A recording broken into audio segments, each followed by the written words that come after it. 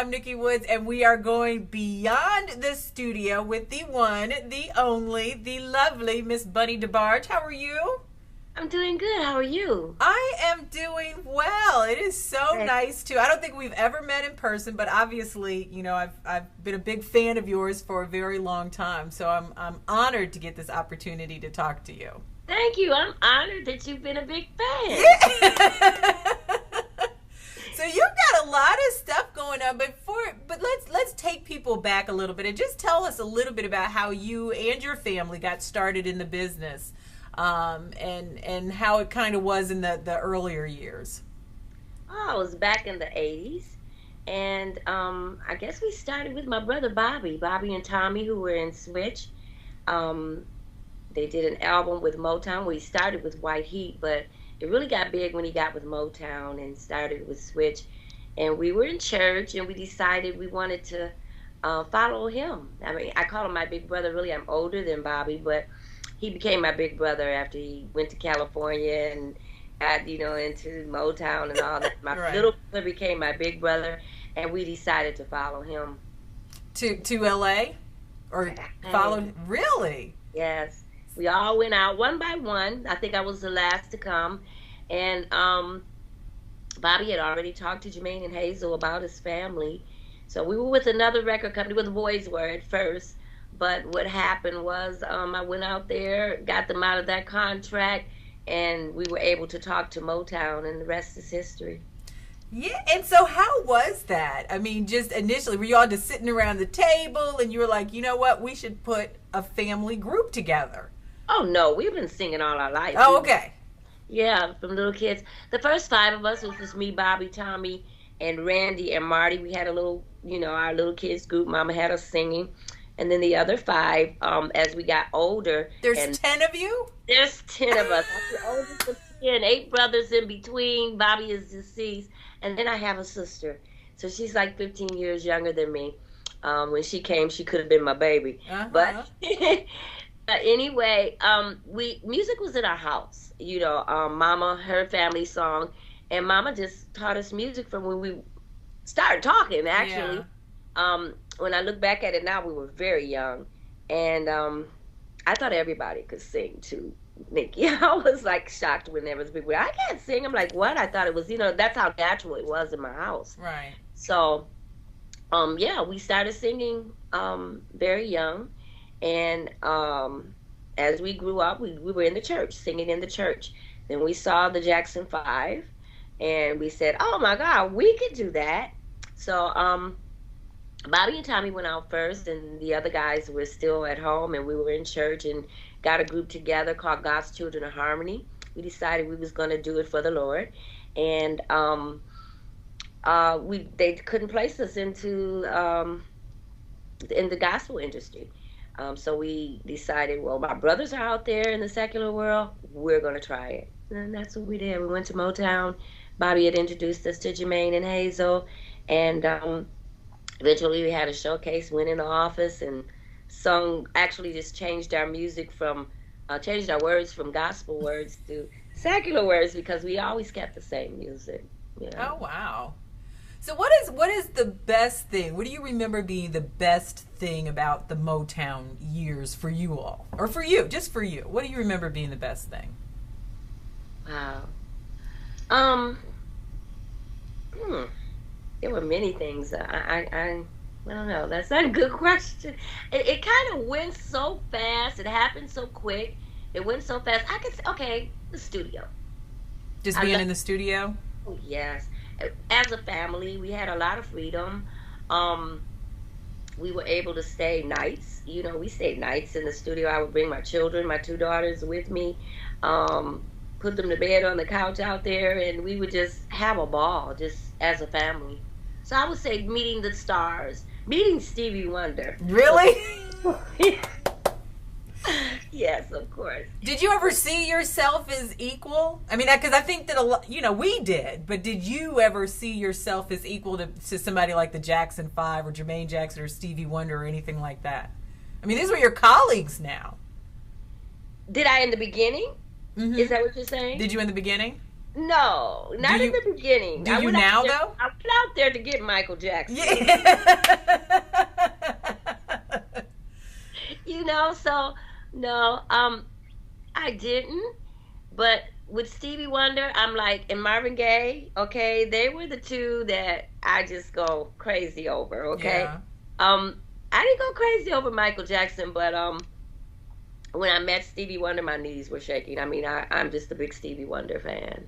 Oh, that's amazing. To this day. To this day. To this Yeah. day, that's amazing. And so, what was one of the drawbacks? Because there's been a lot of good, but it seems like there's also been a lot of hard times for your family, too. So, what were some of the drawbacks? Was it too much too soon? What do you think happened? Well, I think actually from us coming into a world that we knew nothing about, very green. God was with us, but as a family, I think that it kind of broke up us as a family. Not just, and people think of it as a group that broke up.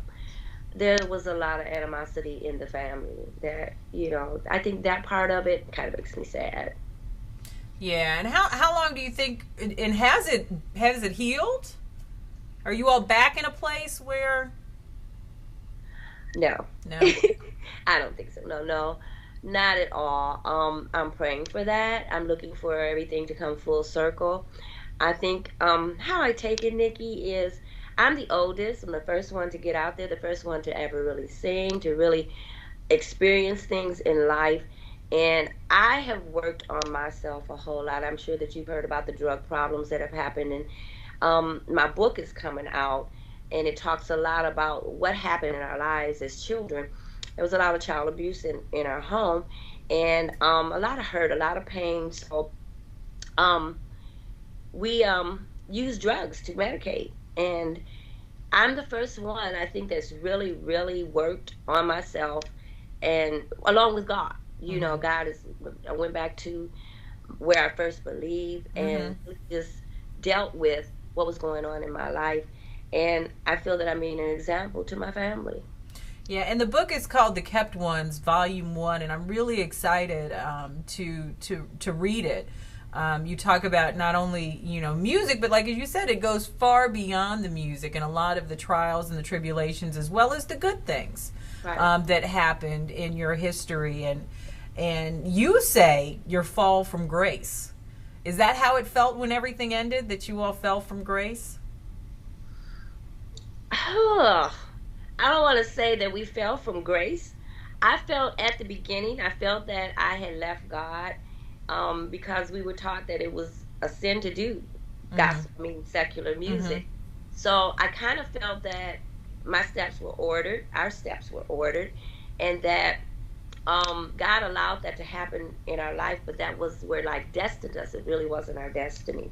If that kind of answers your question. It does, and you're back. You have your gospel album coming out. You have a new single called "God Is Good," and you're going out on tour. That's right. That's right. Well, not. Well, it says the Walk It Out tour, but that's right. Okay. That's something that I want to do. I want to do some motivational speaking. There's a lot of hurting people out there, and God has brought me from a mighty long way, Nikki.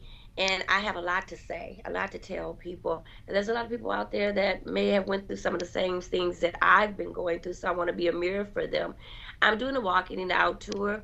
I'm also going to be doing something with the Circle of Sisters in New York. Oh, good. Yeah, they got a booth there where I can sell my book and do interviews there. Just a promotional thing that's going on with my manager, Julian Gibson. I'm saying his name wrong. Julian Gibson is helping me to get back out there, get circulated out, into the industry again. Yeah, and I think that you're right. I think that there is a lot of hurting people. I think there's a lot of hurting women, and I think that you can speak to some of that pain, having been through it yourself in some regards. And I'm really happy to see that you're getting back out there, and you're gonna help some people, not only through your book but also through your music. So you should be commended for that. Got a song called "God Is Good." Yes, ma'am. definitely my testimony. It is my testimony where God has brought me from, and how I feel I'm a victor. Because I was dead, and I'm alive today because of Him, and that's what the song was about. God is good. Well, that is amazing. We are going to put a link to not only your website, but to the song as well as the book so that people can pick that up and experience the Bunny DeBarge today and the message that you have. But I guess in closing, what advice would you give to women and to people who are hurting? I mean, how can they come through that darkness and find the light again? That key word that you said right there, Nikki, is through. I had to believe in God. I had to believe in something. We all have to believe in something. And I chose to believe in God. And He has never failed me yet. He's never failed me yet from the very beginning in my childhood. What I would say is I started writing my book, just writing things down because I had covered up so much in my drug use.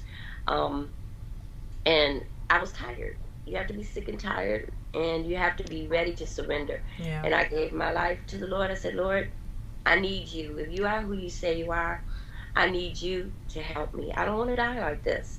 And when I did that, things just began to happen. The Lord began to deal with me into writing, going back into my life and having the last cries. That was very helpful for me. I don't know if it would be for other people, but me writing my book was very helpful. Just sitting down, writing out things, going back and finding that little girl that was hurt and abused. Mm-hmm. So. Well, thank you very much. The book is The Kept Ones, Volume 1, and the new single is called God is Good. Like I said, we're going to be posting all your information so people can keep up with you and order the song and the book, and also find out where you're going to be on tour for your promotional tour called Walk It Out. Yes, thank you. Thank you, Bunny DeBarge. Thank you. We've gone beyond the studio with Bunny DeBarge on BlackAmericaWeb.com.